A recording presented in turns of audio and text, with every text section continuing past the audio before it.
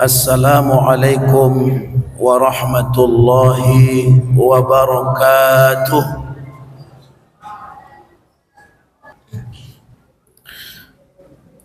Alhamdulillahi mudabbiril akwani bihikmatil mubalighatil aliyyah, mujammilil ahwali liman tajammala bil amalis saniyah, muba'idil ahwali amman takammala bil akhlaqil mardiyah, mukaffiril awzari amman ataba ilaihi ala huwal azizul ghaffar. Ashhadu an la ilaha illallah wahdahu la syarika lah, wa ashhadu anna muhammadan abduhu wa rasuluhu allazi la nabiyya ba'dah. Allahumma salli wa sallim ala sayyidina wa maulana Muhammad wa ala alihi wa sahbihi ajma'in. Amma ba'd, faya ayyuhal muslimuna rahimakumullah, usikum binafsi wa iyaya bitaqwallah wa ta'atihi la'allakum tuflihun. Faqala ta'ala fi kitabihil karim, a'udzu billahi minasy syaithanir rajim, bismillahirrahmanirrahim. Wa ila madyana akhahum syu'aiba قال يا قوم اعبدوا الله ما لكم من إله غيره قد جاءتكم بينة من ربكم فأوفوا الكيل والميزان ولا تبخسوا الناس أشياءهم ولا تفسدوا في الأرض بعد إصلاحها ذلكم خير لكم إن كنتم مؤمنين. Sadaqallahul azim. Ma'asyiral muslimin, sidang jamaah Jumat rahimakumullah.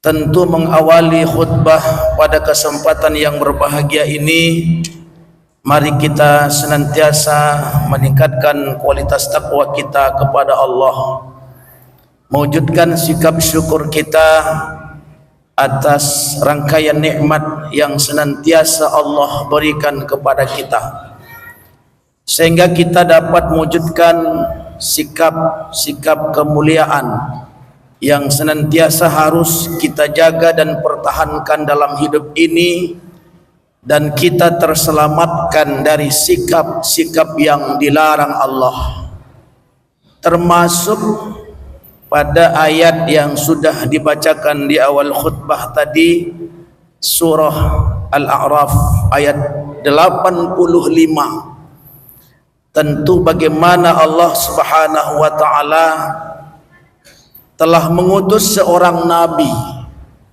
untuk meluruskan sikap manusia ketika itu. Pada ayat yang sudah dibacakan di awal khutbah, surah Al-A'raf ayat 85, yang sekira makna dari ayat ini adalah, dan kepada penduduk Madian kami utus Syuaib sebagai nabi ketika itu dari saudara mereka sendiri. Dia berkata, wahai kaumku, sembahlah Allah, tiada Tuhan sembahan bagimu selain Dia. Sesungguhnya telah datang kepadamu bukti yang nyata dari Tuhanmu. Sempurkanlah takaran dan timbangan, dan jangan kamu merugikan orang lain sedikit pun.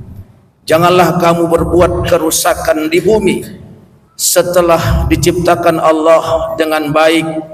Itulah yang lebih baik bagimu jika kamu orang yang beriman. Jamaah yang dirahmati Allah, tentu ayat ini ketika Allah Subhanahu wa ta'ala mengutus seorang nabi, dialah Nabi Syuaib, ketika itu terhadap kehidupan masyarakat yang buruk.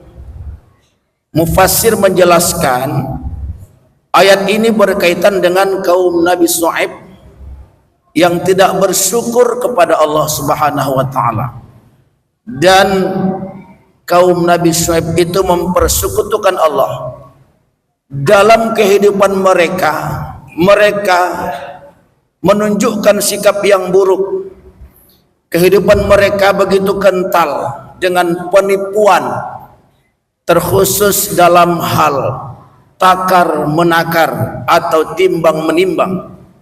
Kepada kaum inilah Allah mengutus Nabi Syuaib agar menunjukkan kepada mereka jalan yang benar dan meninggalkan kecurangan dalam takaran dan timbangan. Jamaah rahimakumullah, kita telah melihat betapa kehidupan yang penuh dengan kecurangan itu telah terjadi pada umat terdahulu, sehingga dengan sikap yang muncul di tengah-tengah umat ketika itu telah diutus pun seorang nabi jauh sebelum Nabi Muhammad sallallahu alaihi wasallam untuk meluruskan sikap ketika itu yang penuh dengan kecurangan. Tidak jujur dalam takar menakar, tidak jujur dalam timbangan, tidak memberikan hak yang semestinya, bahkan selalu melakukan sikap merugikan orang lain. Maka diutus seorang nabi, itulah Nabi Syuaib.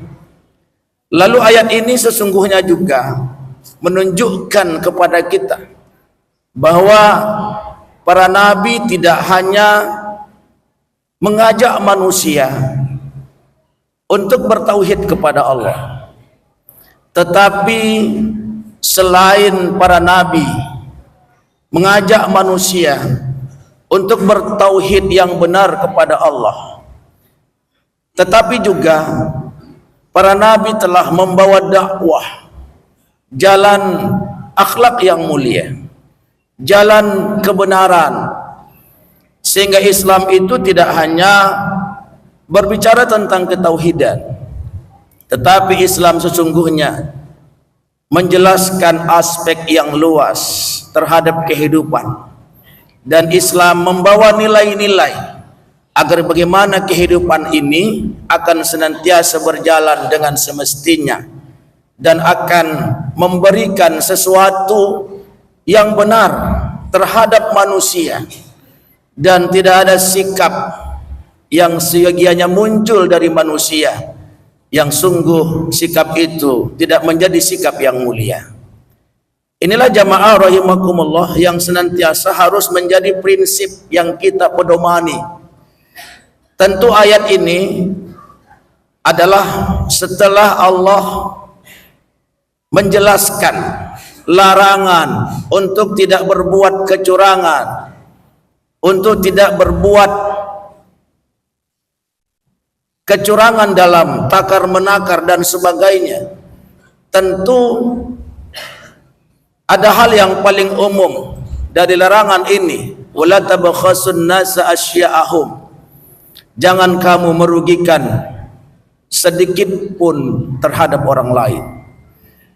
Tentu ini tidak hanya pada persoalan takar menakar, tidak hanya pada aspek perdagangan, jual beli, tetapi ini juga menjadi aspek umum. Setiap persoalan apapun yang sesungguhnya harus kita sikapi, maka sikapilah dengan seadil-adilnya, tidak merugikan hak orang lain, tidak mengurangi bobot yang semestinya diberikan, dan tidak ada sikap penzoliman terhadap hak yang sesungguhnya akan diterima oleh seseorang, dan itu menjadi bagian yang bersumber dari tangan kita.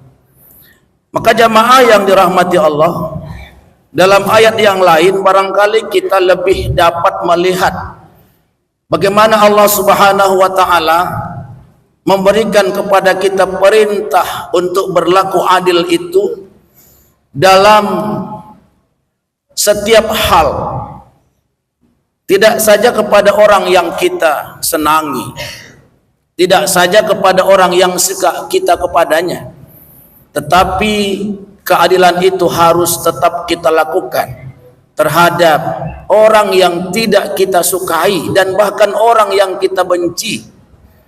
Maka inilah jamaah rahimakumullah yang Allah tegaskan dalam Al-Quran pada surah Al-Ma'idah ayat 8 yang potongan ayatnya, wala yajrimannakum syana'anu qaumin ala alla ta'dilu, dan janganlah karena kebencianmu terhadap suatu kaum kamu berbuat tidak adil. Maka jamaah rahimakumullah, Syekhul Ibnu Taimiyah rahimahullah mengomentari hal ini dengan berkata, Allah melarang agar kebencian kalian kepada orang-orang kafir tidak mendorong kalian untuk tidak berbuat adil kepada mereka. Lalu bagaimana jika kebencianmu itu kepada orang yang beriman tetapi mereka berbuat ketidakadilan, berbuat kejahatan, berbuat kefasikan dan sebagainya? Tentu lebih wajib lagi kebencianmu itu tidak menyebabkan kamu berlaku tidak adil terhadap seseorang mukmin meskipun ia telah berbuat zalim kepadamu. Lalu inilah yang menjadi etika seorang mukmin yang diperintahkan Allah, agar setiap mukmin menjaga sikap yang sesungguhnya terhadap apa yang harus dia berikan terhadap hak orang lain secara makhluk sosial dalam berbagai hal. Tentu kita tidak terlepas dari interaksi. Mungkin saja seorang pegawai administrasi, mungkin saja seorang dosen, mungkin saja berbagai tugas-tugas yang ada pada kita. Bisa saja terkadang yang sesungguhnya yang harus kita lakukan untuk melayani adalah merupakan kewajiban. Maka kita mengapresiasi bagaimana pidato Presiden RI yang baru saja telah mengikrarkan sikap untuk memberikan pelayanan sepenuhnya. Kalau memang bisa dipermudah, kenapa dipersulit? Harus menenggelamkan istilah yang mungkin selalu muncul di tengah-tengah kita. Kalau bisa dipersulit, kenapa dipermudah? Maka hal-hal inilah yang sesungguhnya menjadi keinginan kita bersama. Bagaimana cita-cita presiden ini akan didukung sepenuhnya oleh setiap pemegang hak, pemegang kuasa, yang ketika dia harus melakukan sesuatu yang hak yang harus dia berikan tidak akan pernah merugikan orang lain sedikit pun, maka tidak akan pernah dia menyimpan, tidak akan pernah dia mengurangi terhadap hak yang harus diterima orang lain karena kebencian atau ketidaksukaannya dalam berbagai alasan pun yang muncul dari seorang manusia. Maka jamaah rahimakumullah, Imam Malik bin Anas rahimahullah pernah mengeluhkan penyakit masyarakat ini dengan mengatakan, tidak ada sesuatu yang paling kurang dimiliki umat manusia melebihi ketidakadilan. Karena sesungguhnya adalah sikap ketidakadilan itu adalah merupakan sikap yang paling rendah, yang paling tidak diinginkan. Bahkan dalam ayat Al-Quran kita melihat merugikan orang lain itu dilarang, walaupun hanya sedikit sekali, apalagi merugikan orang lain itu dalam hal yang banyak atau hal yang besar. Sebab itu Imam Ibn Rusdi mengomentari pernyataan Imam Malik di atas dengan berkata, Imam Malik mengatakan hal ini saat menyaksikan sikap umat manusia secara umum. Maka manfaat pernyataan ini adalah mengingatkan kita untuk mengupayakan perbaikan agar umat manusia menghentikan sikap negatifnya tersebut dan mengakui serta menghormati hak-hak orang lain. Oleh sebab itulah jamaah rahimakumullah, bagaimana kita sebagai umat yang dikehendaki Allah yang selalu mampu menghormati hak-hak orang lain dalam hidup ini, sehingga kita tidak pernah merendahkan hak-hak orang lain, karena itu dilarang Allah.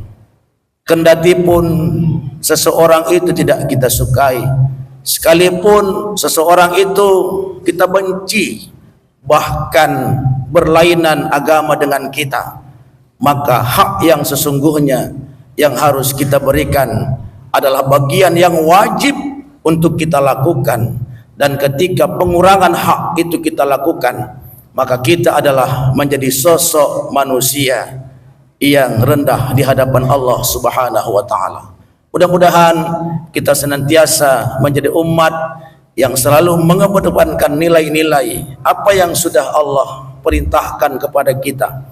Bahkan Allah telah mengutus seorang nabi untuk mencegah kehidupan akhlak yang buruk ketika itu. Lalu akankah akhlak kehidupan yang sudah diutus Allah seorang nabi kepada mereka ketika itu toh masih menjadi kehidupan yang terus berlanjut hari ini? Atau mungkin hal yang seperti itu malah semakin membudaya dan semakin membesar hari ini? Maka inilah tantangan kita untuk menjadi mukmin yang sesungguhnya, menjadi mukmin yang menjaga setiap tindakan dan kebijakan yang ada pada diri kita untuk benar-benar melakukan sesuatu dengan keadilan dan memberikan hak orang lain semestinya dan sepenuhnya. Barakallahu li wa lakum fil Qur'anil azim wa nafa'ani wa iyyakum bima fihi minal ayati wadh-dhikril hakim. Aqulu qawli hadza wastaghfirullaha li wa lakum wa lisairil muslimina wal muslimat fastaghfiruh innahu huwal ghafurur rahim.